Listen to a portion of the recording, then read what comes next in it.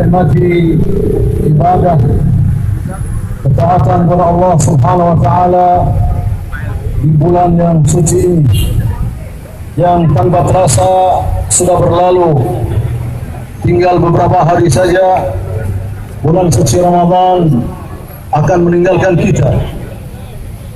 Kita tidak sedih karena bulan suci Ramadan akan meninggalkan kita, karena dia, bulan yang mulia itu akan datang lagi. Namun kita sedih karena kita tidak tahu apakah kita akan mengalami lagi bulan suci Ramadan. Dan itulah gunakan kesempatan sebaik-baiknya. Marilah kita sadari masih ada kesempatan untuk meneteskan air mata di bulan suci ini.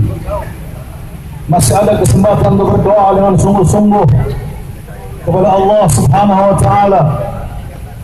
Masih ada kesempatan untuk memohon maaf, dan juga yang sangat penting, masih ada kesempatan untuk menyatakan permusuhan kepada musuh-musuh Allah Subhanahu wa taala, dan menyatakan persaudaraan serta kebersamaan bersama hamba-hamba Allah, terutama hamba-hamba yang tertindas di muka bumi ini. Kita sudah mendengarkan ucapan-ucapan yang sangat luar biasa, sangat berharga, yang menyentuh hati kita semua. Rasanya saya sudah tidak memiliki bahan lagi untuk saya sampaikan. Namun izinkanlah saya sampaikan satu riwayat, satu hadis dari Rasulullah Sallallahu Alaihi Wasallam yang sempat dikutip oleh banyak ulama. Rasulullah bersabda semacam memberikan tebakan kepada para sahabatnya. Ayu ural imani awthaq, tali iman yang paling kokoh itu apa? Ada yang menjawab, salat wahai Rasulullah. Rasul mengatakan tidak. Ada yang menjawab puasa, tidak. Ada yang menjawab zakat, tidak juga. Ada yang menjawab haji, bukan juga. Lalu apa? Rasulullah menjawab, awthaq ural iman al-hubbu fillah wal-bughdu fillah wat-tawalli li awliya'illah wat-tabarri li a'da'illah. Sebutkan 4 hal di sini dari Rasulullah Sallallahu Alaihi Wasallam. Yang pertama, cinta karena Allah. Kedua, benci karena Allah. Yang ketiga, mengikuti wali-wali Allah, orang-orang yang dicintai oleh Allah Subhanahu wa taala. Dan yang terakhir, permusuhan, menyatakan permusuhan kepada musuh-musuh Allah Subhanahu wa taala.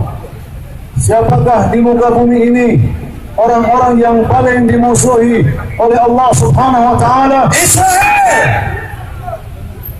Al-maut li Israel. Al-maut li Israel. Mampus Israel. Mampus Israel. Al-maut di Amerika. Al-maut di Amerika. Mampus Amerika. Mampus Amerika.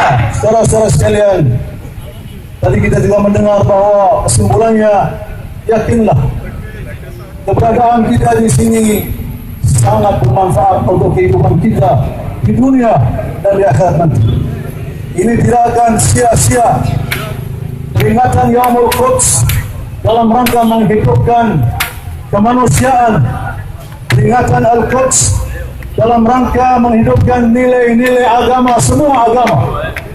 Zionis pun sebetulnya sudah melenceng dari doktrin-doktrin Yahudi. Karena itu kita ingin terus serta hidup. Kita ingin terus serta bersama para kekasih Allah. Dan ketahuilah, dengan kasat mata kita melihat bahwa kelompok yang paling dimusuhi oleh Zionis adalah Hizbullah, adalah Republik Islam Iran.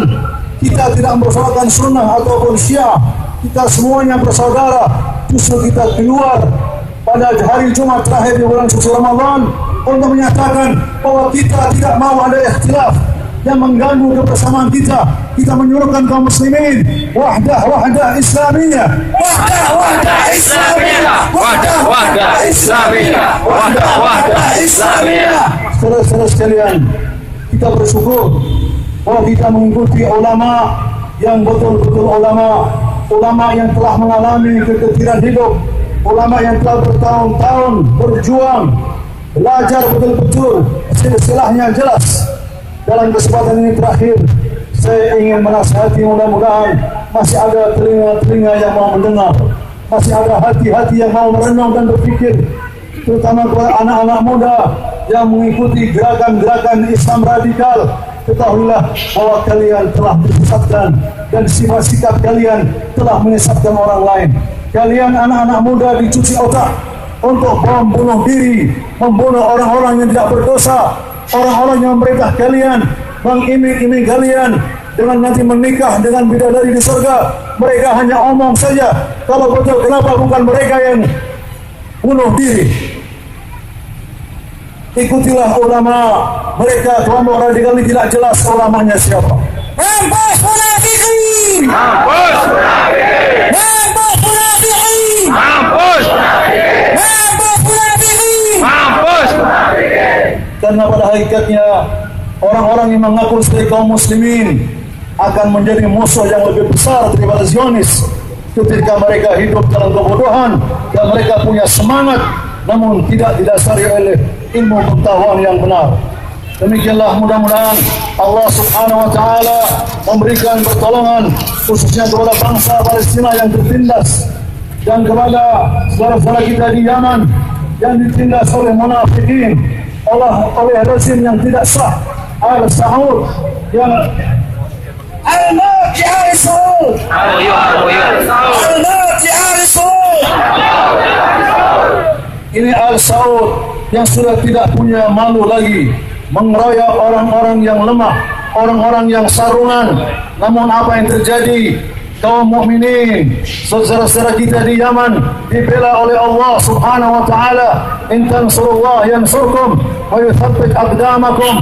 Mereka sudah keroyokan, tidak berani berperang di darat, mereka hanya berani di udara saja. Kita bersyukur bahwa kita bersama orang-orang Yaman yang tertindas, orang-orang yang mazlum, dan kita tidak bersama orang-orang yang zalim.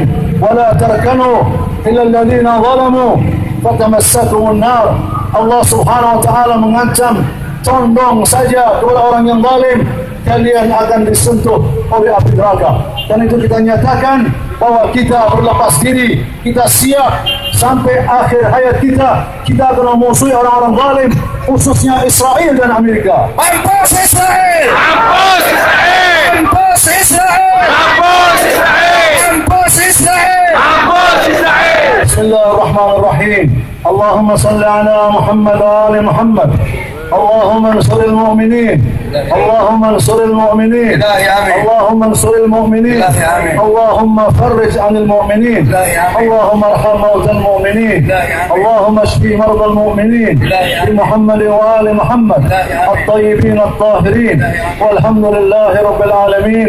الفاتحة مع الصلوات. اللهم صل على محمد وآل محمد. اللهم صل على محمد وآل محمد. اللهم صل على محمد وآل محمد. بسم الله الرحمن الرحيم. الحمد لله.